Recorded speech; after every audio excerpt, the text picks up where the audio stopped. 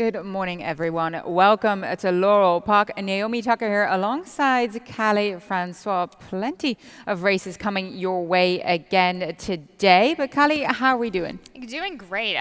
We have a nice warm fall day, which is a bit uncharacteristic, but not so uncharacteristic with the season. Track has been beautifully this morning. Yeah, we've been incredibly blessed with the weather thus far. I think both of us were expecting some kind of fall weather. We were clearly. I don't believe it's going to pan out that way. But let's look ahead at what's coming up in the next couple of weeks, including Maryland A Million Day on October the 23rd.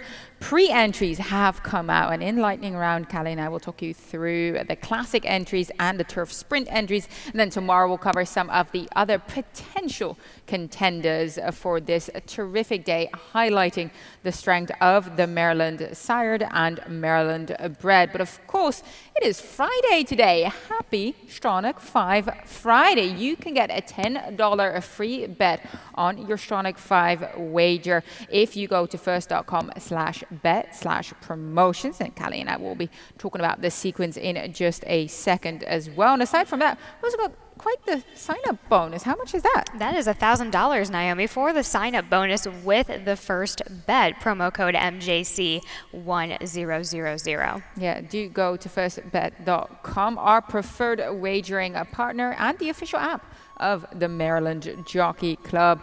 But also, pre-sale tickets have gone on sale for this year's Pegasus World Cup. Will be held at Gulfstream Park on January the 29th. So do go to pegasusworldcup.com to get your hands on these coveted tickets. I mean, who doesn't want to go to Florida during the winter? I mean, we were just talking to Tim Tulloch, and Tim Tulloch says, get me on a plane and get me down to Gulfstream to be there for a Pegasus World Cup day. And I fully support that for Tim. I love that for Tim. Yeah, I think we need to get on that. Whoever's listening, Tim would like to go and be there for the Pegasus World Cup. I mean, we would like to go too. We might want to join.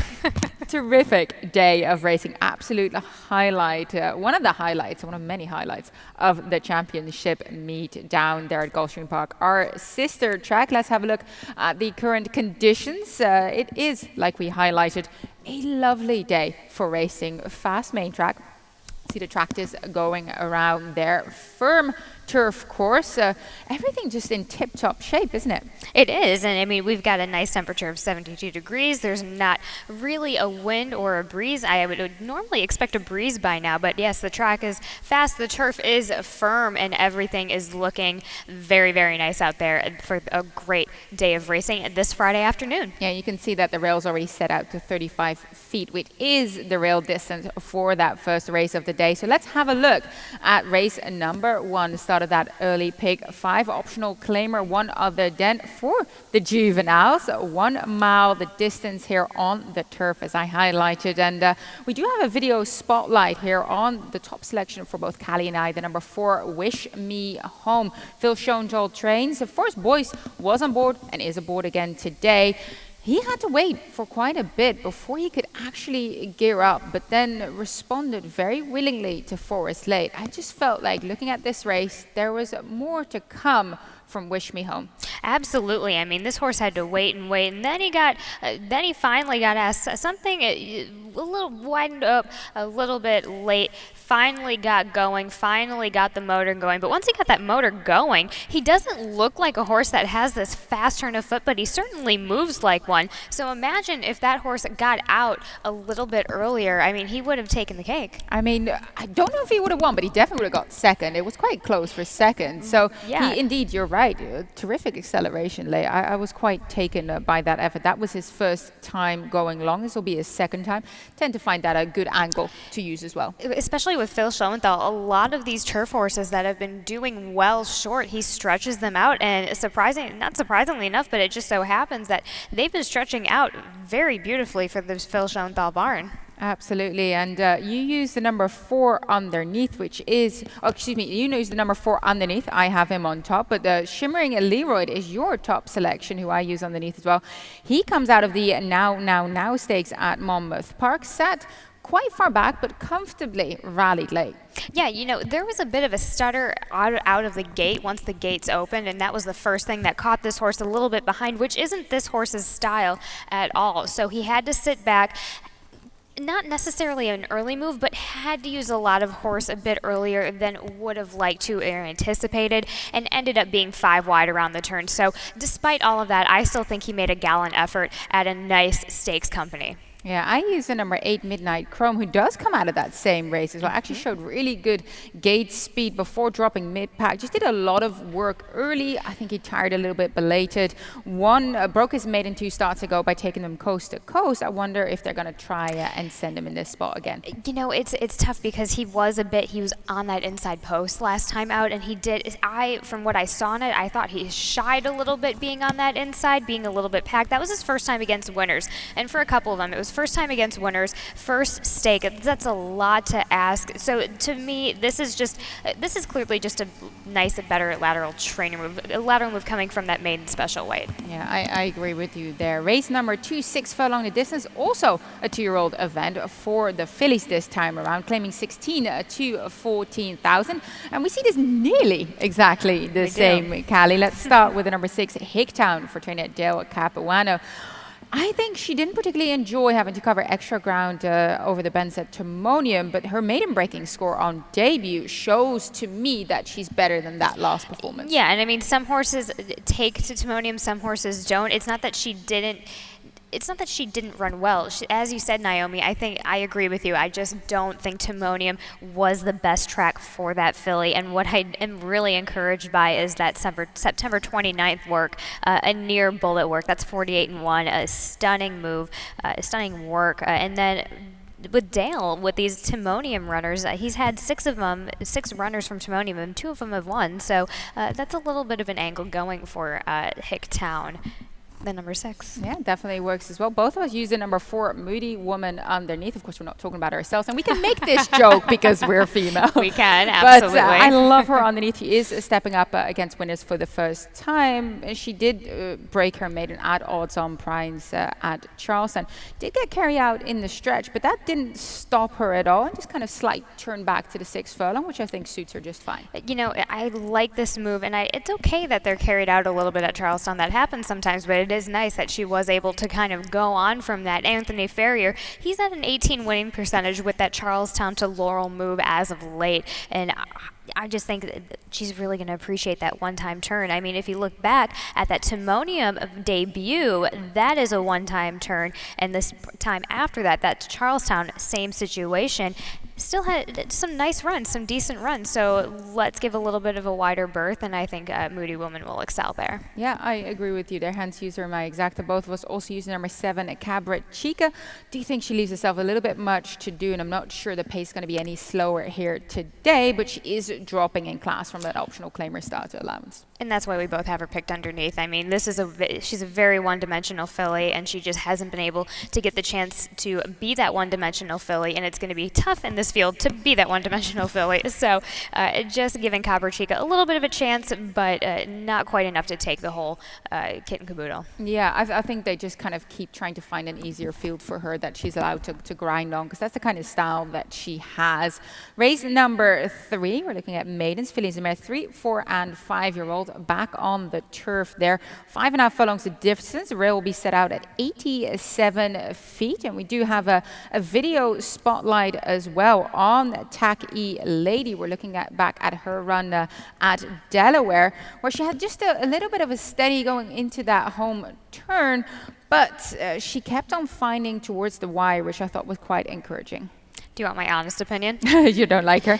No, I do. I thought that the jockey, prior to what we just saw on the screen, the outside horse, outside the horse of the number 4 was starting to gear up on around that turn.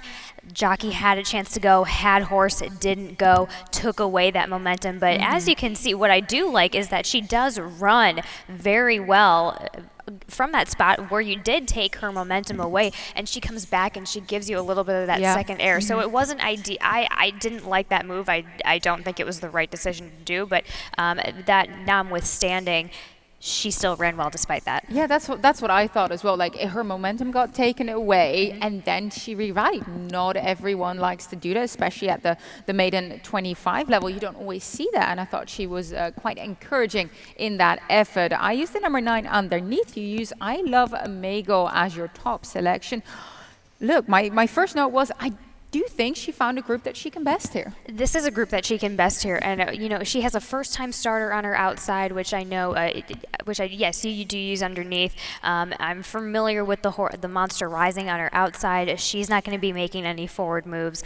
With I Love Magel, she has some outside speed, and as both Tim Tulloch and I love, we love, and I think you love it as well, that just that outside speed angle is such a huge advantage going short, especially when it's that quick on the turf. Yeah, and both of us also use the number 7 under. Oh, actually, no, I don't use him, but I did have him on and off, her on and off my ticket. Blinkers go on for trainer Jerry Robb. El Bochinche, first off the claim, 2 days after she ran third at the maiden 16 level. So a little bit encouraging, stepping her up to the maiden 25. Yeah, I mean, John Robb, 43% has a new trainer, and 38% recently first after the claim. They're doing exactly what needs to be done with this filly. Put the blinkers on it, get some focus on her. She just didn't have any bid, and it says no bid, but it was no bid because she was a little bit wandering, a little bit unfocused. So it's a right trainer move for John Robb. I also use the one of the first is the 11 Flinker, if I say that correctly, for Madison Myers. Now, I'm of course a little bit of a pedigree geek here, and Camford Cliff's U.S. first-time starters, small sample, 2 out of 3 have won as 2-year-olds first time out, and 3 out of 12 won as 3-year-olds first time out. 25% win percentage, that is. I thought that was terrific. Now, the Dame Rivalba is out of Rahia. Now, Rahia, I know, I've worked with some of her progeny. Her Dame Rahia is a half-sister grade 3 Nad Al Sheba Turspin and UA Guineas Victor's final song. So kind of a deeper European pedigree. We are going to go on the turf here. She's drawn towards the outside. I prefer that for first than the inside draw. Correct. Why not take a shot? Absolutely, and I do. If you're going from a breeding angle, absolutely. Coming with Canford Cliffs, coming in strong to America. So hopefully and some nice work. So coming into this, I love that gate work on October 6th coming into this first time start. So I completely support this choice of number 11, Flinger. Let's look at race number 4. 6 furlong on the main track sprinting. This is Fillies and Mares 3-year-old and up, claiming 10 to 8,000. Started at Rainbow Pick 6, and look at that carryover, $9,797 to get you started. Definitely expect that to continue growing throughout the day. And Callie, you created a ticket covering the sequence. I certainly did, and I opened up with the 2, the 3, and the 6. Race 5, I go in on the 3, the 6, the 10. Race 6, I go 4 wide with the 3, the 7, the 8, and 11. Race number 7, the 1, the 2, and the 6. Race 8, 2, 3, and 8. And I go in for a dramatic finish with singling in on a race number 9, my best bet of the day, a Bustum Kurt for Claudio Gonzalez, with a nice little ticket of, not a little ticket, but a decent ticket of $64.80. Well, I do, gutsy single in the final leg, but he's also my best bet of the day after an unfortunate start over the mile last time out. Both of us that love him. Camp Claudio Gonzalez is saying that he's doing incredibly well. Always good to hear that. Yeah. So fingers crossed that both of our best bets, Bustum Kurt, will come in race number 9. Let's cover race 4. Like I said, 6 furlongs, claiming 10 for the ladies in here. And we'll start with your top selection, which is the number 6, Me, Cleopatra, and I. First of the claim for Kieran McGee. We know how strong of an angle that is. Yes. 3 victories in a row at Monmouth Park before that. We like also a little bit of outside speed here and a bit of a hunch play for me. You did see the book on my table, Life of Cleopatra. Yes. No, and I remember when you first got the book, and I've been eagerly waiting for you to finish the book so I can borrow it. So why not go with Mia, Cleopatra, and I, because we clearly are on the Cleopatra bandwagon over here. But going back to the actual horse, Mia, Cleopatra, and I, again, we just reiterated Kieran McGee, 28% first after the claim. He's always going to to improve a horse's numbers. He's always going to get them to bump up. And I think that horse bounced last time out late September at Monmouth. I mean, you're coming off some really nice, strong runs 3 times in a row at Monmouth. We're at the $10,000 level. Something's got to give at one point or another. So I think, again, I think that horse just bounced. I think Carlos Lopez, Kieran McGee, they're deadly together at this point right now. We're just going to see this horse fly on really nicely. Yeah, I use the number 2, Miss Old Bay. Low draw. She's very fast early, gets back on the main track, dominated the non-2 Lifetide field out on that last dirt outing. And I think she's going to try and use that same trick here. Did have, I do believe we have a video of that race as well. She did have a couple of breaks in between, but this was a race that I was quite taken with. She had a break afterwards, had a bit of a prep race on the turf, and now she's back for more, I think. Yeah, and I mean, going off, you see a late change, but I thought it was a perfect spot for her to make that change. This was essentially a public workout for Miss Old Bay, and we're, as you mentioned, we're back at the level. Put a nice red line through that last race on the turf. She comes back with a nice maintenance work, going 5 furlongs, which I do really, really like. I like that Al Delgado did work her going a bit longer, and she's for what she has a small stable, but for what she's done with turf to dirt, she's sitting at 33% right now. That is a good stat, and as well 2 after the layoff, she's at 25%, small sample, so of course take that with a little bit of grain of salt, but still means that definitely can have her horses peaking a second after a little bit of a break. So I like her in this spot. Both of us also use Marvella Nasty for trainer Brittany Russell. I guess we can never really leave a Brittany Russell out. Well, we just can't leave Marvella Nasty out. I mean, I think we both are actually big fans of the filly, and just taking the the obvious drop down, of course. They did run her on the turf, a little bit of a situation there, but I saw her train a couple days ago, or 2 days ago at least, and she is a chestnut on fire right now. She's in great form, and she's ready to rock and roll, and that's all I need to say about Marvella Nasty. Yeah, sharp drop in class as well from the Maryland bred allowance that she has been competing at. We'll take a quick break. Stay with us for the rest of the card.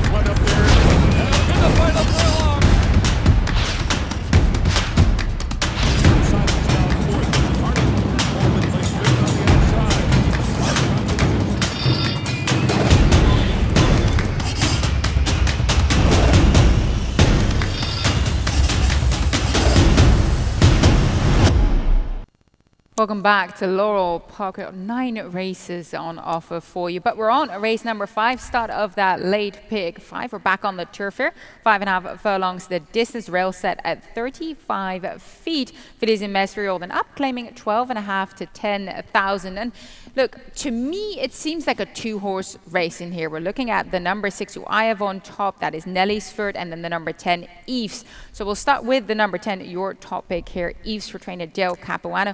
Look, she's been incredibly consistent sprinting on the turf, bar perhaps 2 races ago. She had a bit of a bumpy start. We can give her an excuse for that, but she runs with a good running style. She tends to be close enough, a little bit further off if they go fast early. And she comes home. You just kind of have to have her in the mix. Yeah, you have to have her in the mix. I have her as my price play of the day.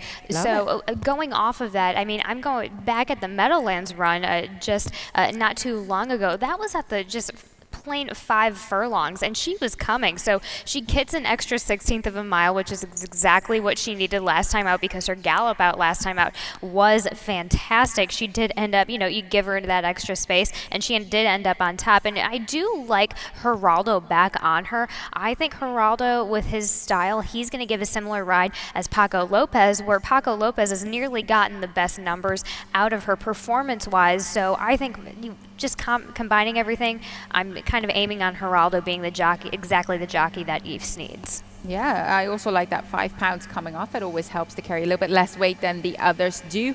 I landed using Nelly'sford on top. I like her draw. She has speed. She's got good recent form.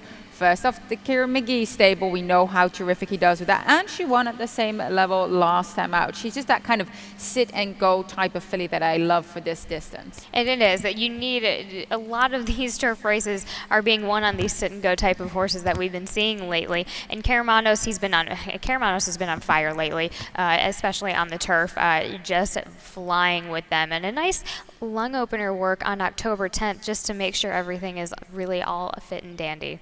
Yeah, and I kind of picked up on the number 1 Rockstar Girl. She's 5-1 morning line because I was looking back. Look, her last couple of races on the turf were going long, but I looked back through her form. I did have to go back all the way to August 15th of 2019, but that's when she ran this distance on the turf. That was at allowance level. She ran 6-71 Bayer, which makes me think, okay, perhaps if she, returns a little bit to some sprinkle of that form, she's a terrific candidate at a price to use underneath. So I kind of threw her in there in the mix as well, as we'll continue with race number 6. Got so much to want to go through. 5.5 furlongs, the distance there. First level allowance to look forward to. Real distance set at 87 feet. We also have a video spotlight on the horse that I landed to use on top. The number 3 Federale. You can see him there. Part of that ferocious early pace duel. Sub 23, 46-1. They were not holding back.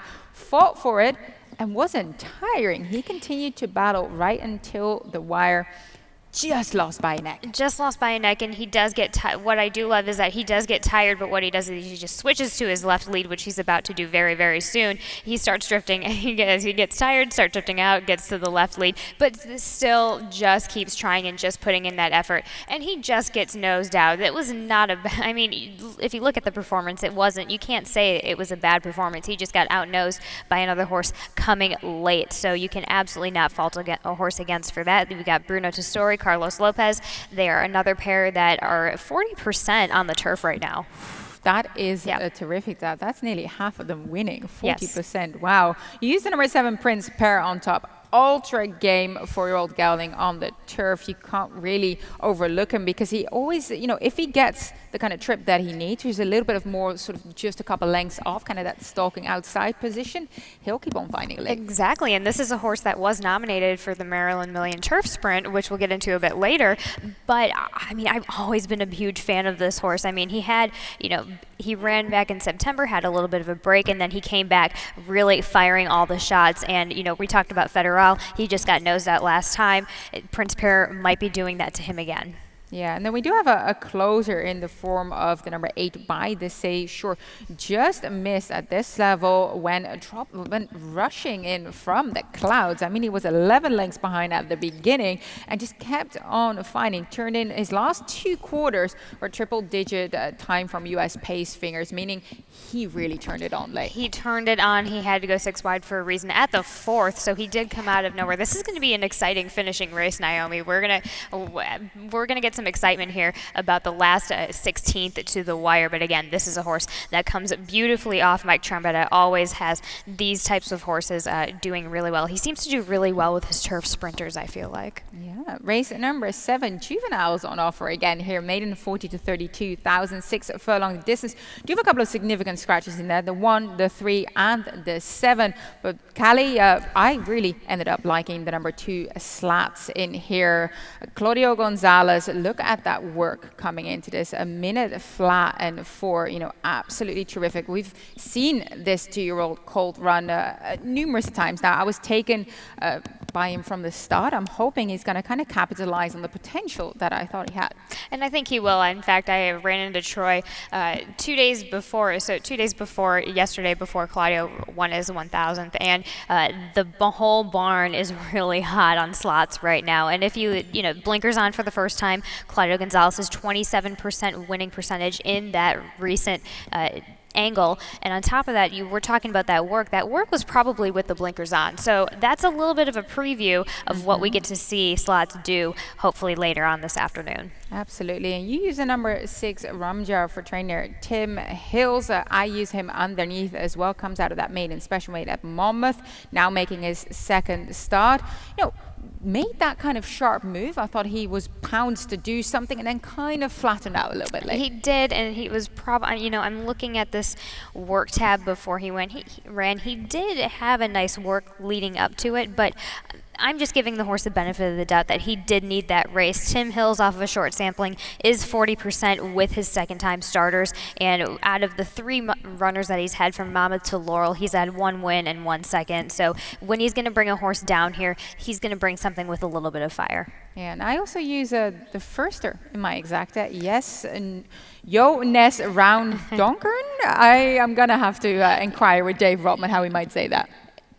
Yeah, Jonas Round on Kern. Yep, that's it. We're gonna refer to Dave Rodman on that. But it's a Jamie Ness first-time starter on the outside. Naomi, you can take it away a little bit, but yeah. I had a quick look at the pedigree, but Exaggerator is doing pretty decently with his 2-year-old first. 13% of them win on first ask, and Dam also won on debut, albeit that was going along on turf at a nice 70 buyer. It's the first fall, so we're kind of trying to see what we have with this family. But of course, from the Jamie Ness day, we know this 2-year-old will come in very well prepared. Very well prepared. I mean, and looking at the work tab, I at least see 1 gate work in the recent 4 works, which I do like.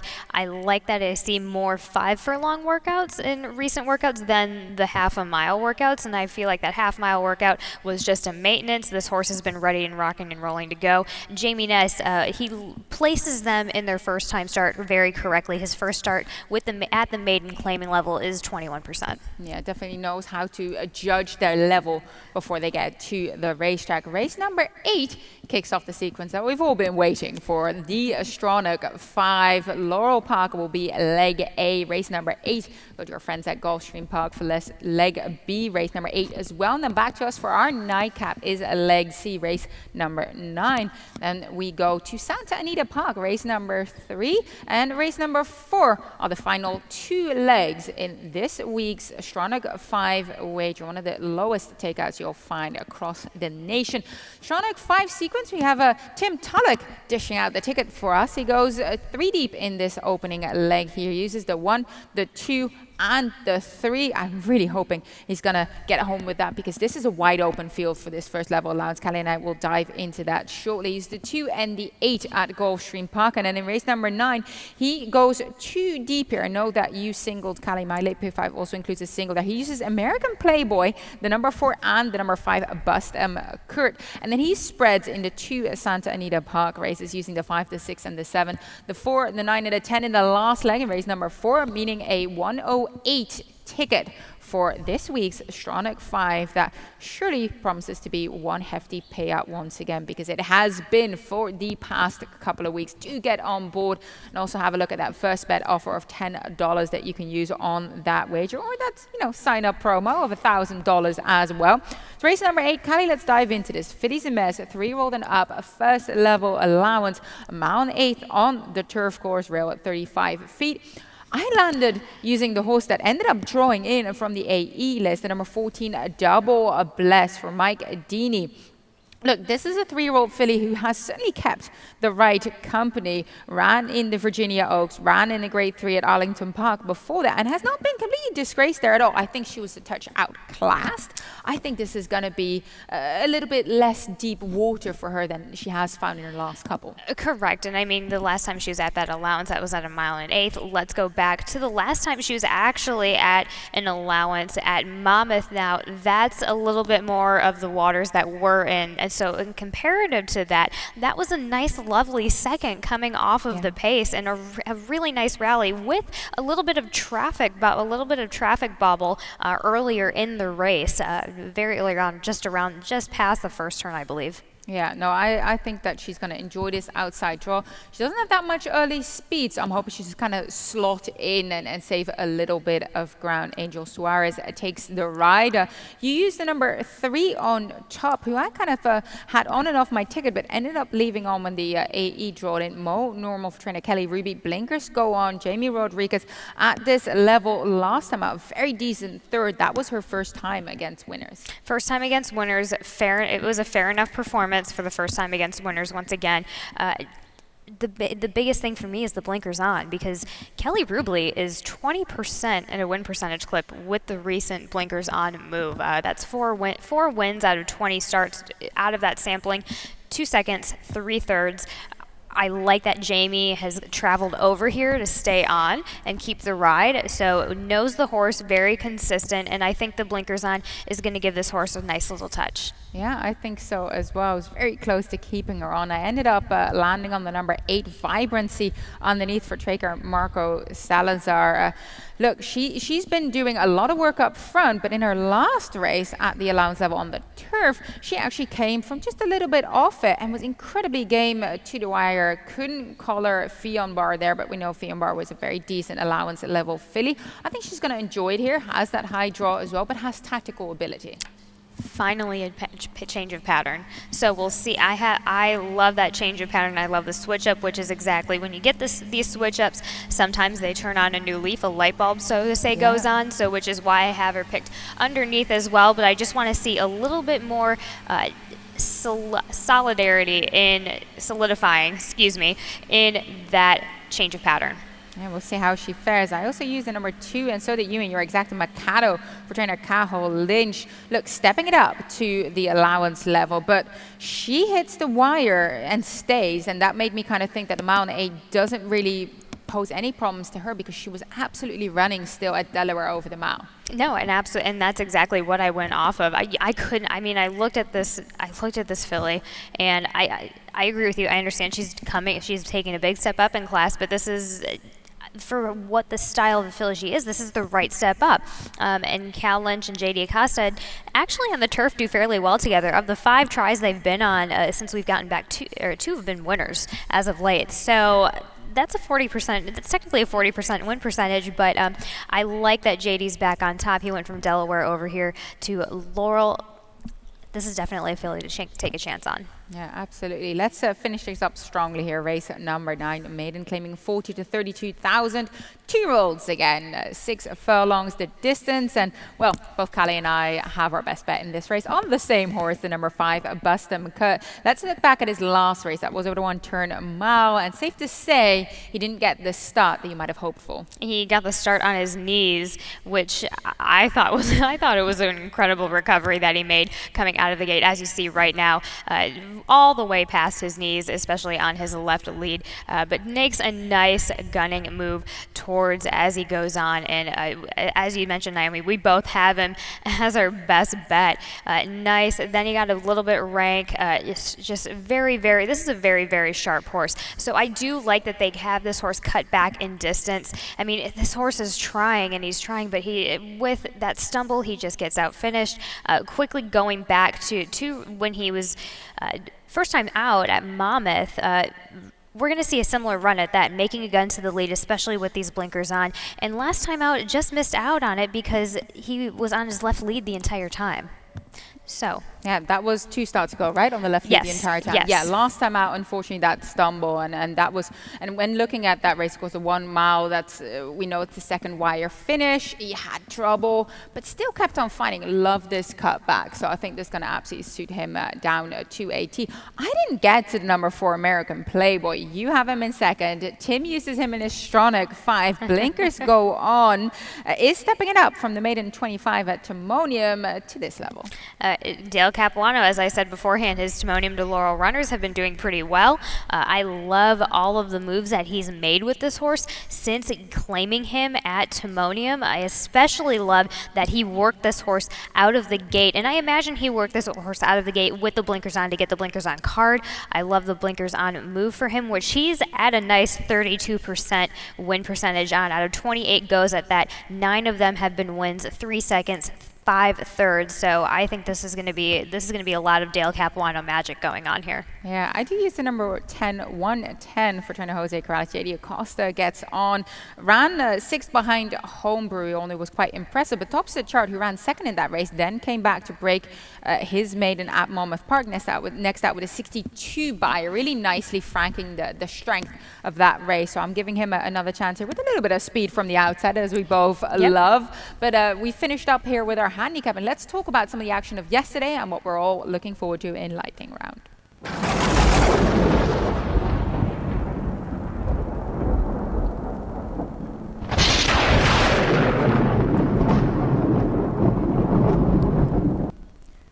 the big story of yesterday was, of course, trainer Claudio Gonzalez reaching the 1,000 win marker with He's a Shooter. You can see him right there in front, Kevin Gomez aboard.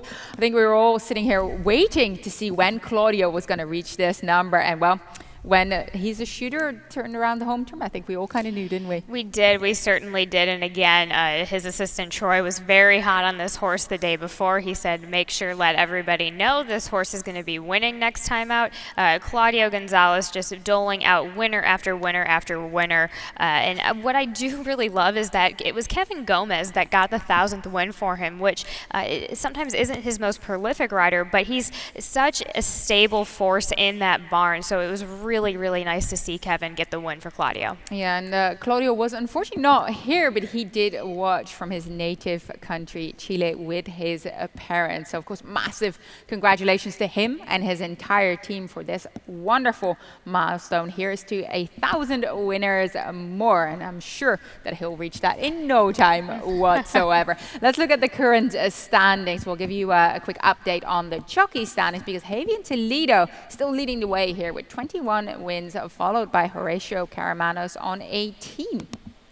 I don't see Toledo slowing down at all. I think, with Sheldon Russell out, I think Toledo is just getting started with this meet. We're in the throw of things. He's going to keep getting on these Russell horses, and it's just going to be momentum after momentum. Horacio Caramanos just completely on fire. He's just not he is not stopping at all. And we got Jorge Ruiz, who has been riding very, very well as of late. Angel Cruz, who's always up there, and then of course Fergal Lynch, always throwing out these wonderful rides, especially on the turf. Yeah, let's have a look at the trainer standings. We do know that Brittany Russell is still maintaining her lead here, 12 wins. Michael Trombetta not too far off in second, and we do know that Michael Trombetta is also looking for a milestone. I think he's last I checked, he was 6 off 2,000 career wins, so that's the next milestone that we're looking for. Milestone that we hopefully will get to celebrate here at Laurel, as he does have horses running all over the place, but out here at Laurel, he is still dominating just behind Brittany Russell, and Jamie Ness not far behind him with 7 wins. Rudy Sanchez Solomon having a really nice meet after the Timonium meet with a nice 7 win. Yeah, and as I highlighted earlier, the Maryland Million pre-entries are out. Let's have a quick look at the Maryland Million Classic. Of course, the richest stakes race on the Maryland Million card of $150,000, highlighted by entries of, for example, a multiple stakes victor veteran cord maker. I do remember his runaway victory in the Harrison E. Johnson Memorial with Victor Carrasco on board. And of course, Galerio. So definitely a sumptuous classic to look forward to. We also have Dream Big Dreams, who is on the nomination from Brittany Russell, and Tapacat, and Torch of Truth, which caught my attention, the Michael Trombetta runner, which was the only horse Julian Pimentel went over to ride at the Big T for, and ended up winning. Okay. And Julian doesn't go and ride at Timonium, so he came over and rode this horse at Timonium and won on it. So this horse has just with that move right there, this horse has my attention. Oh, that's definitely a good pickup there. Of course, it'd be a mile and an eighth on the main track. And we also wanted to highlight the Maryland Million Turf Sprint, because that field is absolutely loaded. This is one of the races I'm already looking forward to. 5.5 furlongs on the grass. We have spectacular big victor Kenny Had a Notion, multiple stakes victor introduced, Grateful Bread. So many ways to go. Cannon's Roar, Band on Tour. I mean, I could give you the list of horses that let me give you the list of horses that have caught my attention on this list. Grateful Bread, Band on Tour, Cannon's Roar, Coconut Cake. For the Love of Bourbon, I threw in Grand Skylark because Susan Cooney's turf runners have been on fire lately. Absolutely, yeah. Introduced Prince Bear, who is running today. He's not going to be running next weekend. Rock the Boat, the recent Robbie Bales runner, that was very impressive. Yeah. And Sky's Not Falling, another nice Trombetta turf runner. Yeah, honestly, so much to look forward to. And we'll cover some of the other potential stakes fields tomorrow, but that is next week, Saturday. Highlight of the year here in Maryland, the Maryland Million. So do come and join us for what is bound to be a spectacular day. That will do it for me and Callie for this morning, but both of us will be back in the afternoon to hopefully give you some more guidance on who might get their picture taken today. Good luck, everyone.